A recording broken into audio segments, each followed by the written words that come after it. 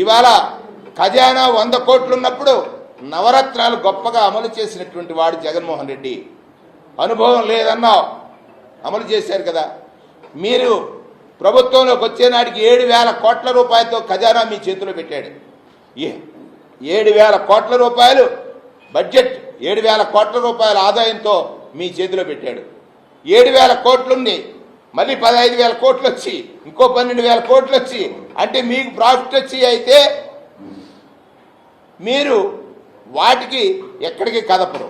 కానీ పేదవాడి పొట్ట, పేదవాడి ఆకలి, పేదవాడి జీవితం ఇవన్నీ ఏమైపోయినా నీకు బాధ లేదు.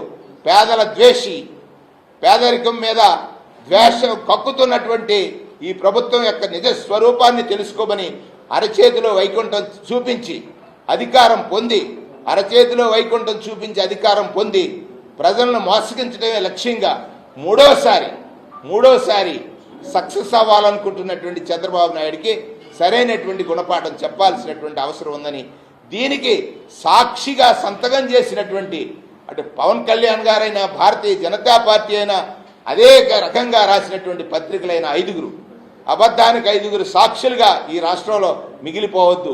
నిజం ప్రజలకి తెలియాలనేటువంటిది సందర్భంగా మనం చేస్తా ఉన్నాం.